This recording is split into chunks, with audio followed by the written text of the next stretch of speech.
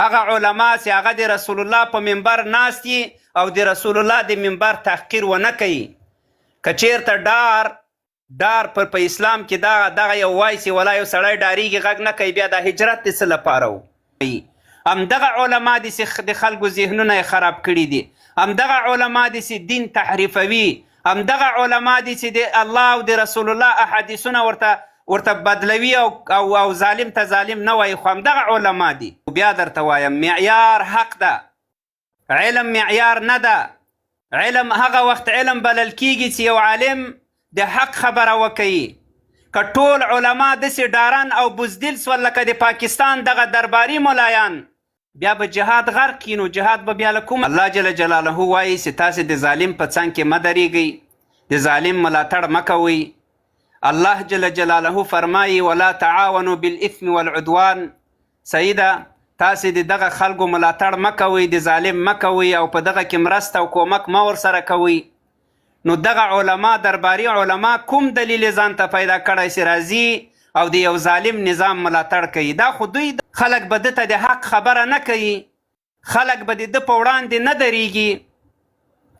ګورئ خبره دغه ده چې موږ او تاسې باید د حق خبره وکړو. بیا درته وایم معیار حق ده، علم معیار نه ده. علم هغه وخت علم بلل کیږي چې یو عالم د حق خبره وکوي. که ټول علما داسې ډارن او بزدل سول لکه د پاکستان دغه درباري ملایان، بیا به جهاد غرق کړي، نو جهاد به بیا له کومه کیږي؟ بیا به د جهاد غږ څوک کوي؟ که د پاکستان د ظالم د مرتد نظام په وړاندې جهاد جایز نه وي، نو بیا خو په نړۍ کې داسې بل نظام زه نه وینم چې دغه په وړاندې د جهاد جایز سي. کافر خو کافر، دا خو مشعه خو کافر، دغه خو وایي چې زه کافر یم. نو چې منافق په وړاندې جهاد جایز نسی، چې د تا په ولس ظلم کوي، د تا په ولس باندې هغه کارونه کوي چې هغه د مسلمان کافر هغه کارونه نه کوي. نو خبره دغه ده. ګورئ الله جل جلاله وایي چې تاسې د ظالم په څنګ کې مه درېږئ، د ظالم ملاتړ مه کوئ. الله جل جلاله فرمایي ولا تعاونوا بالاثم والعدوان. صحیح ده، تاسې د دغه خلکو ملاتړ مه کوئ، د ظالم مه کوئ او په دغه کې مرسته او کومک مه ورسره کوئ. نو دغه علما درباري علما کوم دلیل ځان ته پیدا کړی چې راځي او د یو ظالم نظام ملاتړ کوي؟ دا خو دوی دومره په پښو درولی، خو دوی ورسره ملګري دي. که دوی ملګري نه وي، دا نظام خو د پاکستان ولسونه مسلمانان دي، هغه په 10 ورځې کې دا نظام له منځه وړي، چپه کوي او اسلامي شرعي نظام هلته حاکموي.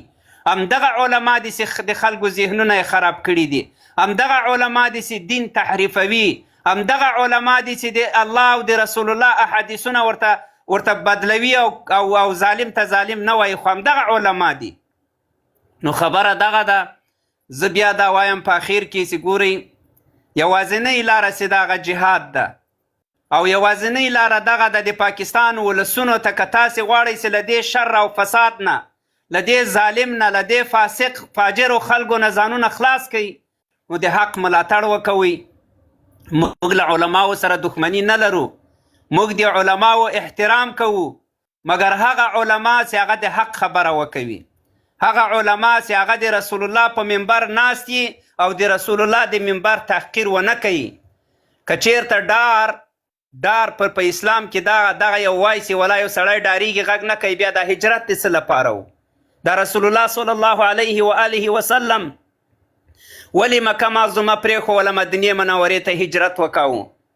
ولې په دغسې حالات کې پرېښوله چې زړه یې درد پسې کاوه، د پلار نیکه د ټاټوبی و، خپل هلته پکې رالوی سوی و، هغه یې پرېښو مدینې منورې ته هجرت وکړو. ولې صحابه کرامو هجرتونه وکړل؟ نو بیا دا هجرت د څه لپاره ده؟ خبره دغه ده. دا درباري علما دي، موږ ورسره شخصي دښمني ولاکه لرو، موږ ولاکه له دوی سره بل کوم داسې ستونزه لرو. د حق خبره په والله بالله که خولې بندې کړو، د حق په خبره ورته درېږو، ورته وایو. او که چیرته اخري خبره کوم، که دوی سم نسی، ګورئ داسې نه داسې یوازې دا خبره به تر میډیا او خبره به تر خبرو پاته وي.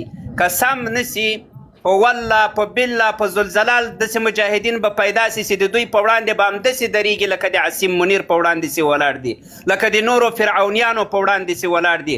همداسې مجاهدین به پیدا کیږي او بیا به یې له همدغه منبرونه راکوزوي او بیا به یې د خپلو اعمالو په سزا رسوي.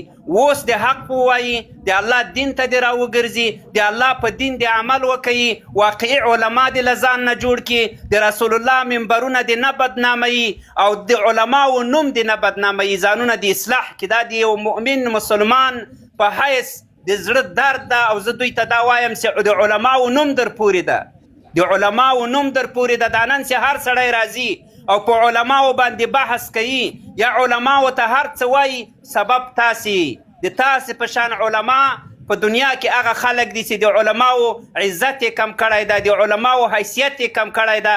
که تاسې د حق خبره وکوئ انشاءالله بیا داسې څوک نه پیدا کیږي چې هغه راسي په علماو باندې بحث وکوي. نو ډیره مننه. خدای